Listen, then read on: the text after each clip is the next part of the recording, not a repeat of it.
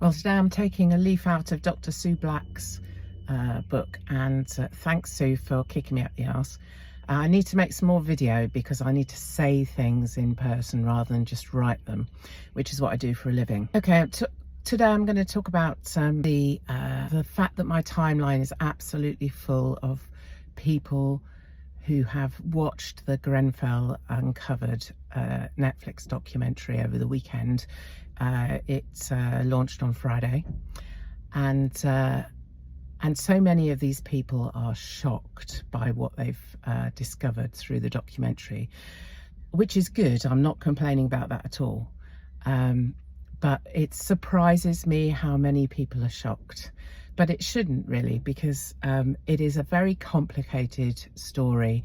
There's an awful lot of complexity in what happened, and most people just don't have the time to read the inquiry report or to have kept tabs on this story over the last 8 years.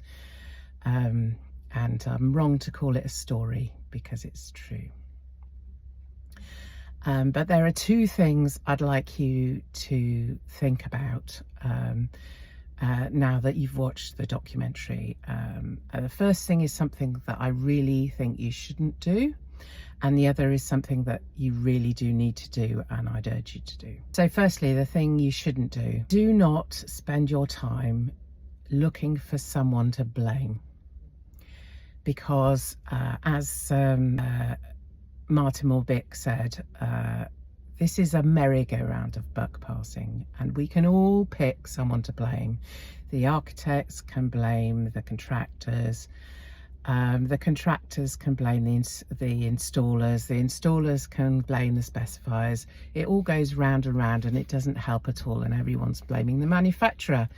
And blaming people and having a blame culture, as Jill Koenig has said, is not helpful, because there are lots of people here with accountability, and we all have to look at our own accountability and work out what it is that prevented us from doing something about this.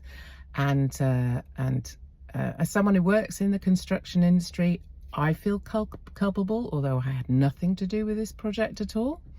And most of my clients had nothing to do with it either, but I still feel responsible. And of course it's natural to feel responsible, and I empathise with people who have felt frustrated by what they've seen and very angry.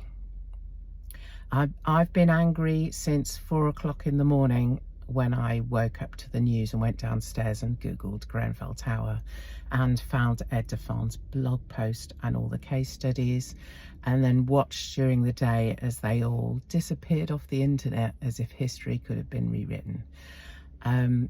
So I'm angry too. I've been angry for 8 years.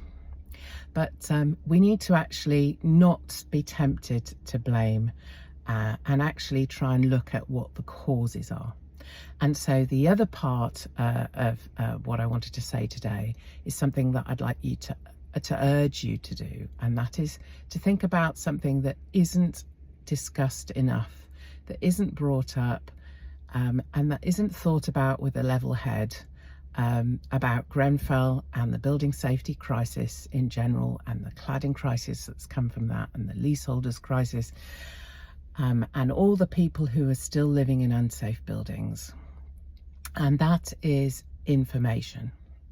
Now, so far, and we wrote an article about this, and when I say we, I mean the Plain Language Group. And if you Google Plain Language Group for digitisation in construction, you'll find our work. We identified, I think it was in 21 when we wrote the article, might have been 22. No, it was published in 22. So we probably wrote the article at the beginning of 21, which is about Grenfell, and it's all about how information is the missing piece of the jigsaw puzzle.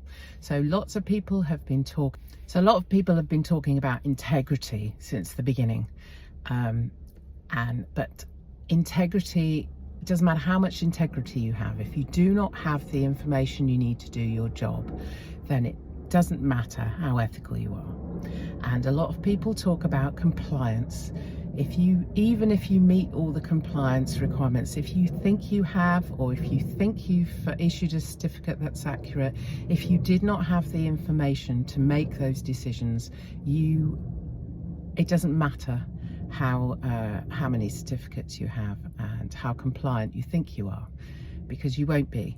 And a lot of people have talked about competency. It doesn't matter how much skills and education and behaviour and the rest of the acronym, it doesn't matter if you do not have the information to be able to apply that competence to the work involved. So we have said, the Plain Language Group have said, that information is the missing piece of the jigsaw puzzle. So if you're going to do something about the Grenfell tragedy and about watching Grenfell Uncovered, I would urge you, if you're going to write to your MP or if you're going to talk to your trade association, whatever you're going to do, please think about and talk about information. And if you want to find out more about how important information is, look at what you can find out about the Grenfell Tower inquiry and about all the information that's come out, and ask yourself, with a lens of information management, did the people have the information they needed? And if not, why not? Okay, that's all from me for now. I hope you found this interesting, and I'm really interested to hear what you think about information and the Grenfell tragedy.